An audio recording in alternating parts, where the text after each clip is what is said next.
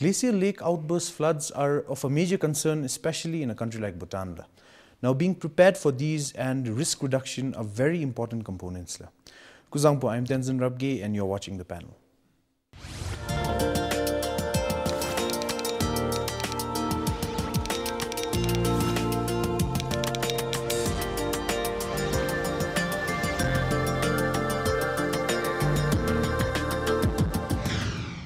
Well, this week I'm in Paro attending the international conference on Glacial Lake Outburst Floods, and we are going to be talking a little bit about what they are, how they occur, about the early warning systems in place, and what we can do if in case it actually happens. Now, joining me today for this discussion is Mr. Khencho Tsering, the project manager of the Glacial Lake Outburst Floods from the Department of Disaster Management. Mr. Namgye Wangchu, the Director General from the Department of Disaster Management. Mr. Sonam Yangle, the Director General from the Department of Geology and Mines. Karma Tsering, the Director from the Department of Hydromet Services. And Karma Dupchula, the Project Manager for Early Warning Systems. Now, I'd like to ask Mr. Sonam first, how does a glacial lake outburst flood actually occur?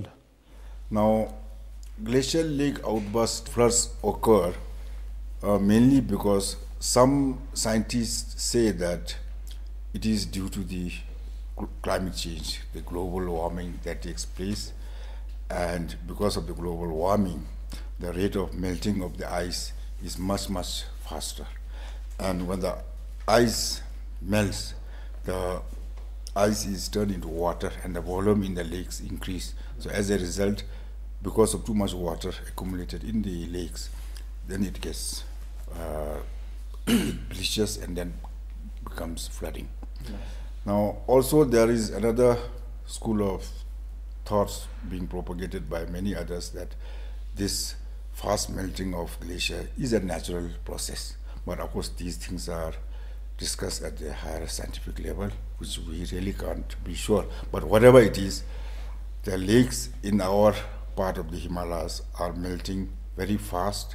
As recorded, some of the lakes, the glaciers are melting at the rate of 30 to 35 meters per annum, which is extremely fast. Now, as a result of that, the accumulation of water bodies around that in those lakes are becoming enormous. As a result, because of the volume of water in those lakes, then it could bleach out any time with slight pretext, either from an avalanche or a landslide or maybe a small earthquake could trigger up those things, break the dams, and then a flood could offer. No. So this is what is called the glacial lake outburst. Mr. Nami, I'd like to ask you one question about how many people are actually in risk of GLOFs in Bhutan? Well, at the moment we have not done a survey on this, but this GLOF project is one of its kind. Actually, this is the first project in Bhutan which is implemented by three departments: Department of Hydromet Services, Department of Geology and Mines, and Department of Disaster Management. So under this project, it is mainly we have selected three pilot zongkak: Punakha, Wangdi, and Pumdang Jamkar Valley, Punakha Valley, and Punasangshu Valley, and Jamkar Valley.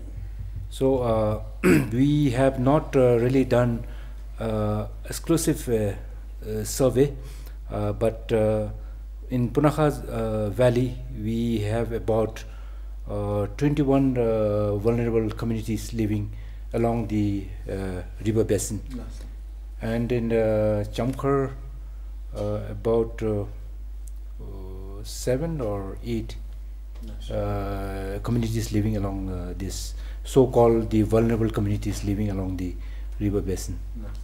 Well, sir, I saw you writing down something there. Did you have to add something to what Mr. Namgye said? Actually, as per the hazard zonation map developed by the Department of Geology Mine, and also as per the vulnerability assessment done in the past, especially in the Punakha Ongdi Valley, most of the settlements falls under the either in the red zone, which means probably in the worst case scenario, the red zone area will be submerged underwater. more than the 500 households along the Punasangchu River, starting from the Lunana till Hamutsinka, they falls under the high risk zone, which means in case of the worst case of scenario, these places will be under the water.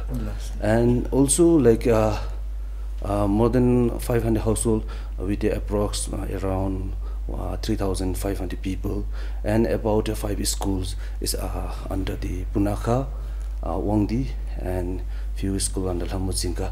They also falls under the like a high risk area. And if there is a GLOF, then the more than around 3,500 students will be affected by the GLOF. Now, Mr. Namgye, I'd like to ask you, you talked about the 3 Dzongkhaks which have actually been chosen for the pilot project. How were they chosen? Are they the only Dzongkhaks in risk, or are they the ones which are most at risk? Well, the inception of project, I'm not really aware of this, but from my understanding is that we have about 4 or 5 main river basins. I think Punasangchu, Phochu, Mochu river basin is one of the main river basin in Bhutan. And upstream, the headwater of this Punasangchu river, I think we have DG, Department of Geology mindset, that we have over 2,600 glacial lakes, and out of that we had 25 potentially dangerous lakes, meaning that any time these lakes will burst. So which means out of 25 potentially dangerous lake, about 14 lakes fall in the headway of the Punasangchu basin. So which means I believe since this we have this is the main river basin, and also we have a lot of people living downstream. I believe the project was identified in this area. So maybe my colleague from the DGM would supplement. To add to what Dr. Namgye has said, now with regard to the potentially dangerous lakes, we have carried out so many studies since 1984, involving our own department plus so many research institutions and experts from outside. And the latest ones were done by the Austrian government, which was submitted to the government in 2005-06. This was also a cause or an alarm given to us by the 1994 GLOF that we had in Punakha. Now, of all these studies, though we have 25 potentially dangerous lakes, which was inventarized in 2001 by the ICMOD, when we really went into more and more details, we found out that the headwaters of Punasangchu are the most dangerous lakes. That is basically the Torthome and Rabgye lakes, which are the most dangerous lakes, dangerous looking lakes. So that's why this project was designed and prioritized to do this mitigation work in this area first. Mr. Karmatsring, I'd like to ask you, what is being done to actually prevent these lakes from bursting? That's a very difficult question to answer. Cannot be really precise, but for what can be done to prevent these lakes from bursting would be something largely beyond our control, I suppose. I think I'm right in saying that, because it all depends on how the natural processes happen in terms of snow and ice dynamics, in terms of how much, what sort of climatic conditions we have, how much precipitation, what sort of temperature range, the variability, as well as natural changes. So it would not be really precise to say what can be really done there. But to some extent, we can actually do some mitigation activities, mitigation activities to actually ensure that the lakes are held in place, which is an activity that's not done at the moment actually. No. But this can be done. But other than that, I don't see what we can really do, in a practical and meaningful sense to hold back the water in the lakes itself. Probably some embankments, and also trying to expand and enlarge the outlets to, release more water, to get rid of excess water from the lakes. Yes. But that also is more or less a very basic sort of intervention, but it all depends on how nature takes its course, I suppose. Mr. Karmadupji, I'd like to ask you, since you're the project manager of the early warning systems, how good is the early warning systems in Bhutan?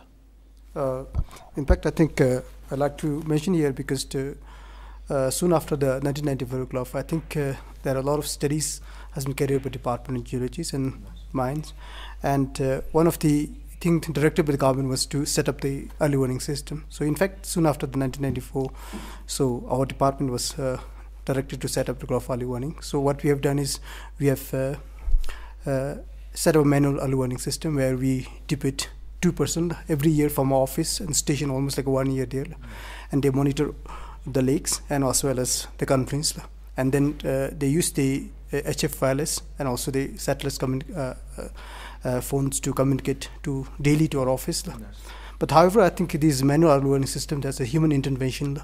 So that means suppose if the GLOF occurs at night, or people at Tenzin may not be awake. So therefore, we really need to go for automatic system. Do we have automatic systems in place? Yeah, at present, I think through this GLOF supported the climate adaptation projects implemented by the 3 departments.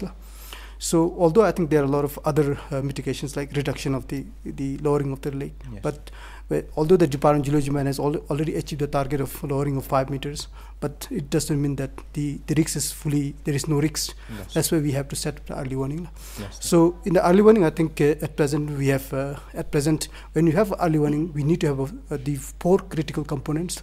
We have to do the monitoring, then communication, then also control station, and then how we disseminate information. So, to that one. is the early warning system good enough so that people will actually get warned in time so that they can be saved from such disasters if it happens? I think in the context of Bhutan, like GLOF is almost like a flash, but since when you're talking about GLOF, is something, it's the lakes or burst is taken from the headwaters. Therefore, I think if you're able to have a good lead time, that means when the occurrence of a flood and able to communicate, if the information can move faster than a flood, I think definitely the life can be saved. And do we have that capability, sir?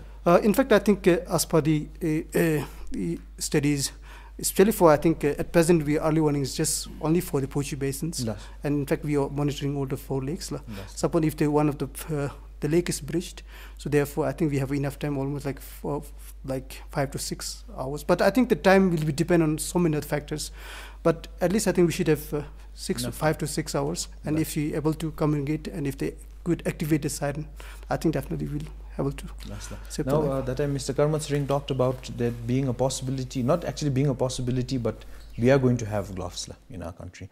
Now, what happens when a GLOF does occur from the Department of Disaster Management? Well, what happens? Okay, we will have floods. In GLOF, in other words, is a flood actually. Yes. When the flood comes, are you all prepared to deal with the situation? Well, this is under this project.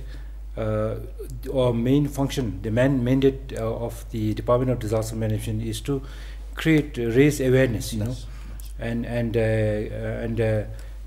do this advocacy for the various risks and hazards that the flood would, when the flood occurs, if we are not prepared, there would be a lot of loss of life and property. Yes. And imagine the people, communities living downstream, if they are not prepared, if they are not aware of those flash flood or GLOF for that matter, a lot of lives could be lost, and a lot of livestock, crops and other properties would be lost, which would be very difficult for people to recoup back actually. Yes, yes. So that's why I think it is very important that we need to raise this awareness and be prepared against these eventualities, and then to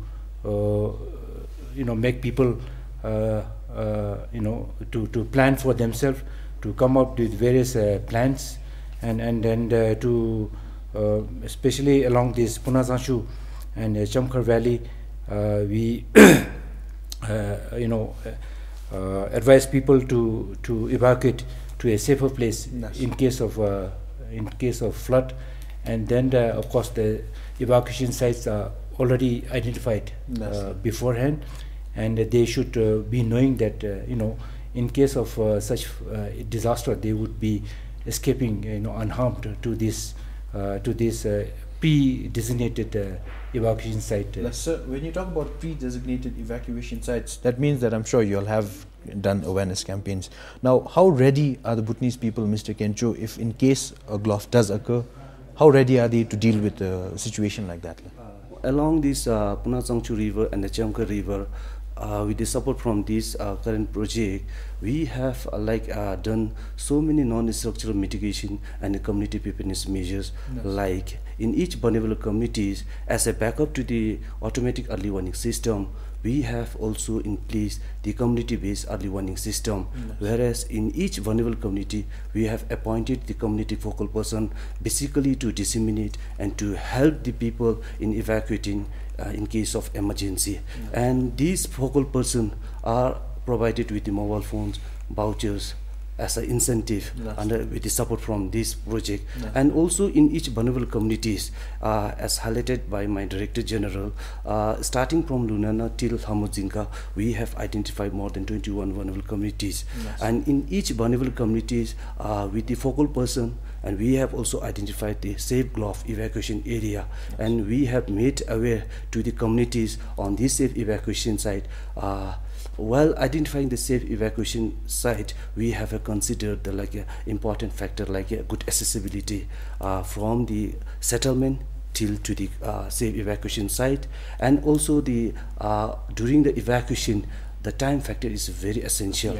And while identifying this safe evacuation site, we have identified a place where there is an open space, and the time within the shortest possible time.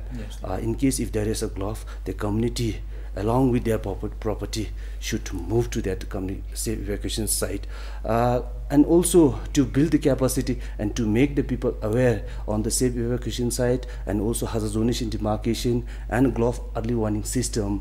Our department, in close collaboration with the Department of Hydrometeorology Services, recently we have conducted the GLOF evacuation drill by activating the automatic early warning siren installed in each vulnerable communities. And the main objective for conducting this such mock drill is to ensure the smooth functioning, and also to make a system or mechanism in place where we can define each roles and responsibility for the certain disaster management teams and committees. So if I understand correctly, each and every let's say village or society which is at risk, you'll have done awareness campaigns on that.